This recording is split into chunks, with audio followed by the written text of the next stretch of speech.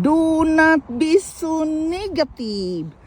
That things is not happening for you. This is just a share, a reminder to each and every one of us, because many times we are so negative that we've been praying and things is not happening for us. Have patience. Believe that it will come in its perfect divine timing. Don't quit praying.